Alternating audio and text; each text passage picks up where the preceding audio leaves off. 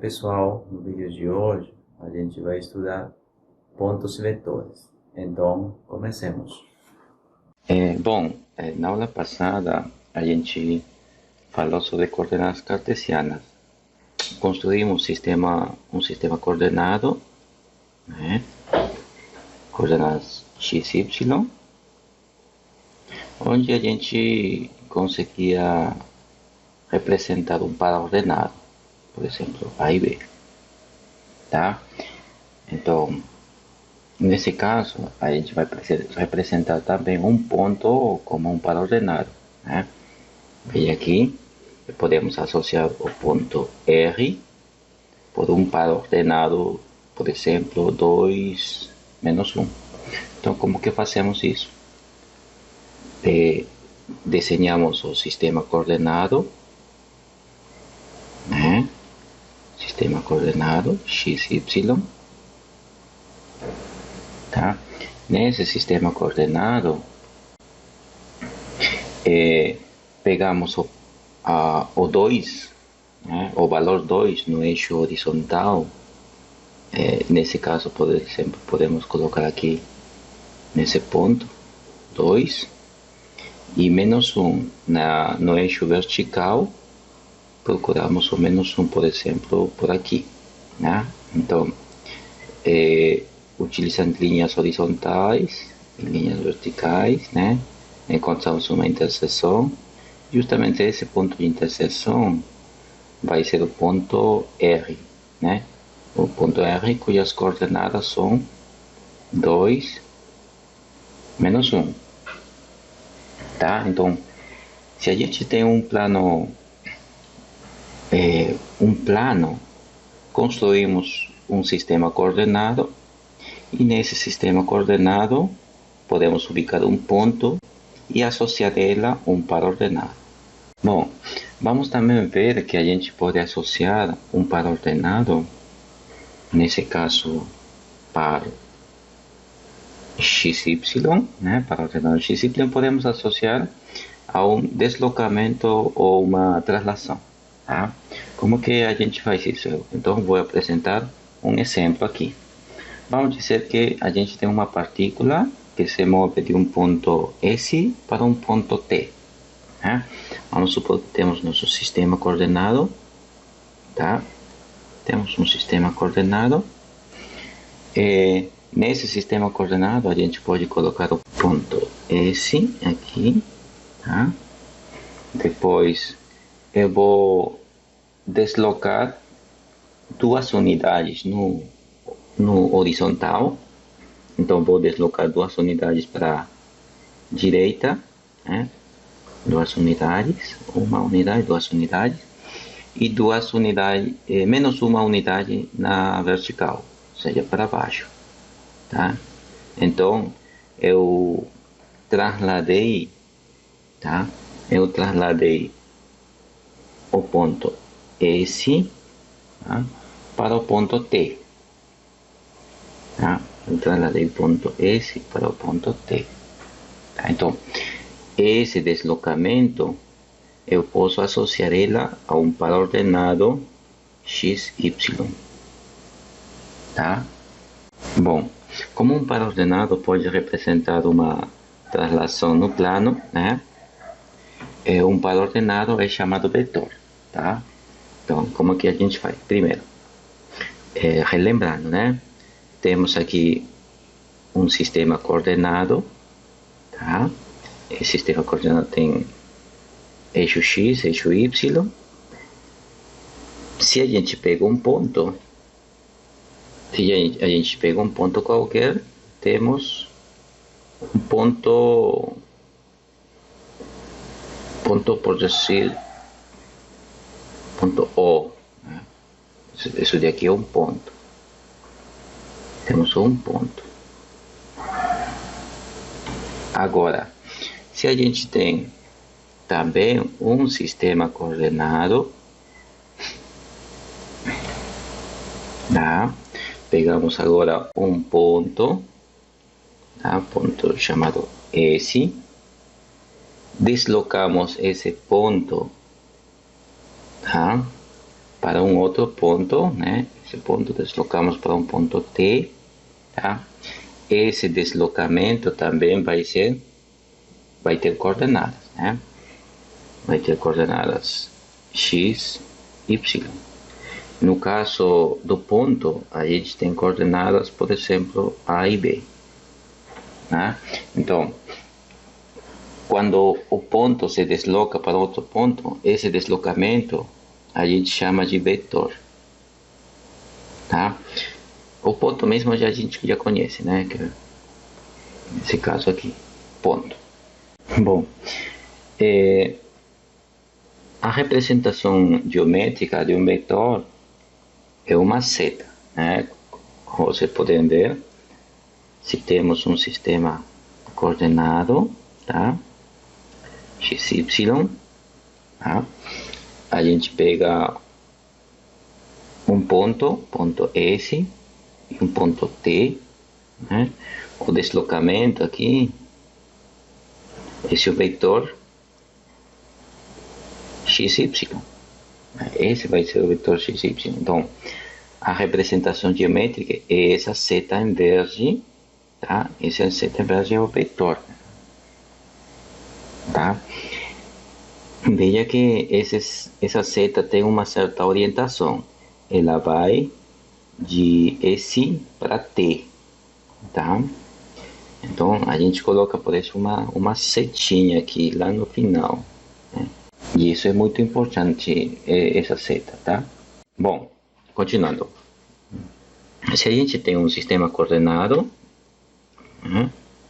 Sim, temos um sistema coordenado, x, y, tá? Aí temos um ponto, vamos chamar de S, tá? Esse ponto, esse vai ser chamado ponto inicial se a gente tem um certo vetor saindo dele, tá? Um certo vetor x, y saindo dele. Então, esse ponto S é chamado de ponto inicial. Agora, aonde termina a seta, esse ponto T é chamado de ponto final, tá? Então, esse é o ponto final. Então, um vetor sempre tem um ponto inicial e um ponto final, tá? Agora, qual é a vantagem de um vetor? Assim, se você percebe, esse x e esse y é o deslocamento do vetor na horizontal x e na vertical y, né? Então, se eu pego um outro ponto inicial, por aqui, por exemplo, e me desloco x unidades na horizontal, y unidades na vertical, eu teria esse outro vetor, né? Que também vai ter as coordenadas x e y, tá? Posso pegar um outro ponto inicial, me desloco x unidades na horizontal, y unidades na vertical, também vou ter o vetor x, y, tá? Sempre que você escolher um ponto inicial, você consegue desenhar um vetor com as mesmas coordenadas que outro. Na verdade, a gente consegue representar um vetor algébrico, né? Um vetor de pares ordenados, com infinitas setas, né? Então, estou dizendo aqui, né? Um vetor, cada vetor tem um número infinito de representações geométricas no plano. Tá? E mais para frente a gente também vai ver que no espaço também vale o mesmo, tá? Então, sempre que você disser assim, eu pego esse ponto, então a partir desse ponto posso construir o vetor cujas coordenadas são x e y, tá? Veja que o vetor, pelas coordenadas que ela tem, ela aponta no mesmo sentido, né? Veja que também, se vocês conhecem o conceito de paralelos, esses segmentos, essas setas são paralelos também. Agora, De novo aqui, se temos um sistema coordenado, tá? Falamos que se a gente pega um ponto inicial aqui, né? Pontinho inicial aqui, né? Podemos desenhar um vetor, né? Cujas coordenadas são x e y. Então, se a gente escolher a origem aqui como ponto inicial, também podemos desenhar o vetor xy, né? Assim, vetor xy. Tá? Então, quando o ponto inicial do vetor coincide com a origem, o vetor é chamado de vetor com representação ordinária, né? Ou dizemos que o vetor, a seta, tem uma posição ordinária. Tá? Então, sempre que eu diga dado o vetor em posição ordinária, a gente vai estar se referindo a um vetor cujo ponto inicial é a origem. Tá? Esses tipos de vetores são importantes. Entre todas as outras representações dos vetores, aquela que está em posição ordinária é bem importante para nós. Tá? Vamos ir mais para frente e ver essas importantes para gente demonstrar. Tá? Bom, agora a gente vai associar ponto inicial, coordenadas do vetor com o ponto final. Tá? Então, para isso, vamos desenhar um sistema coordenado, né? XY, tá? Aí eu vou encontrar o ponto S. Vamos dizer que o ponto S está por aqui, por exemplo, né? Então, esse ponto S, né, tem coordenadas A e B. Tem coordenadas A e B. Agora, também temos as coordenadas do vetor, né? As coordenadas do vetor são x e y. Isso quer dizer que, dependendo do sinal do x e do y, eu vou me deslocar para a esquerda, para a direita, para cima ou para baixo, né? Então, vamos supor que x e y são positivos, tá? Então, vamos dizer, se positivo, x, então vou me deslocar para a direita. Quanto? X unidades, né? X unidades para a direita. Tá? Então, x unidades para a direita e y unidades para cima, né? Então, eu vou ter o ponto T. Esse ponto T também sei que tem coordenadas, quanto? Tem coordenadas C e D, né? C e D. Então, o vetor que eu estou encontrando aqui seria essa seta aqui que eu estou desenhando. Tá? Agora, veja só, aqui no eixo horizontal a gente tem uma relação, né? Veja que se eu somar A mais X, vai dar C. E no eixo vertical, se eu somar B mais Y, vai dar D. Sim? Se lembram a definição de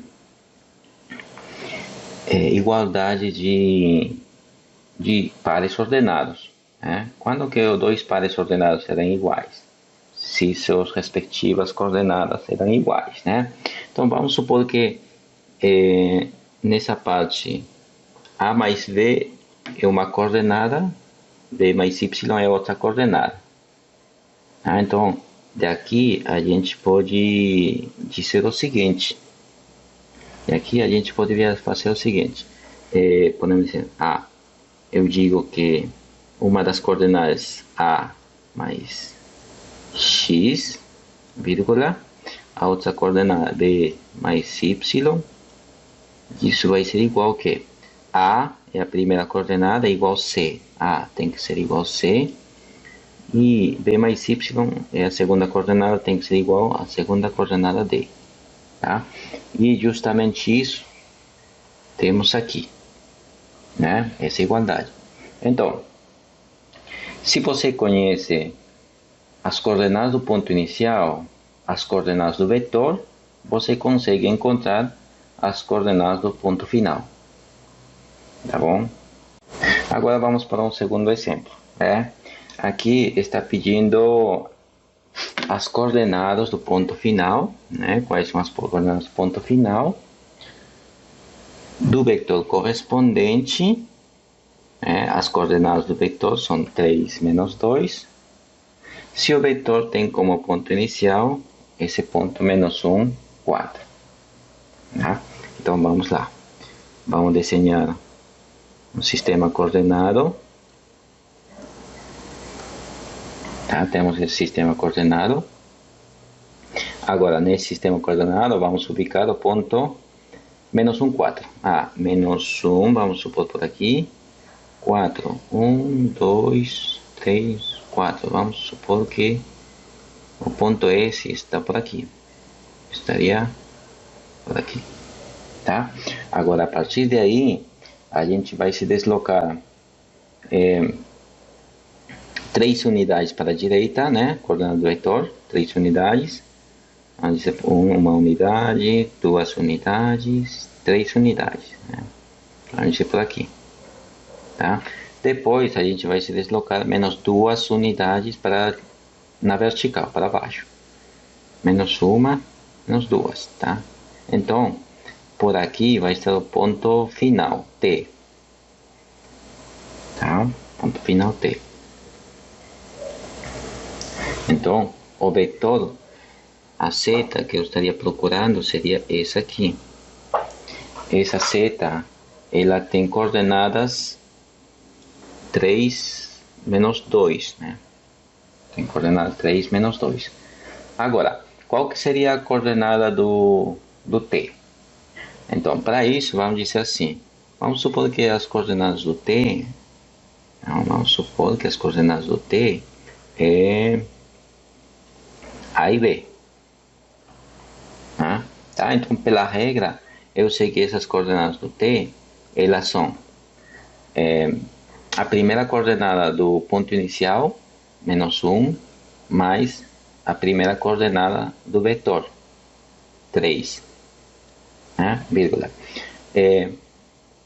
A segunda coordenada do ponto, 4, mais a segunda coordenada do vetor, menos 2. Fecho parênteses, pronto. Então, o ponto T tem como coordenadas AB, que justamente é menos 1 mais 3 é 2, 4 menos 2, 2. Né? Tem como coordenadas 2 e 2. E veja que geometricamente dá para perceber isso, né? Aqui 2 e por aqui 2 também, né? 2 e 2. Tá bom? Então, na literatura vocês vão poder encontrar distintas formas de representar vetores, tá? Tem livros, às vezes, que é colocado em letras minúsculas, mas em negrita, bem ressaltado mesmo, né? Letras minúsculas. Às vezes já vi livros onde colocam a seta embaixo aqui, tá? Então, mas a gente, geralmente, a gente vai usar esse tipo de notação, né? Uma letra minúscula, às vezes com uma seta, ou às vezes, outras vezes sem essa seta, tá? É esse tipo de notação que a gente vai usar, né? Por exemplo, seja o vetor A, uma seta em si, tá bom? Bom, gente, é só isso por esse vídeo. Até logo.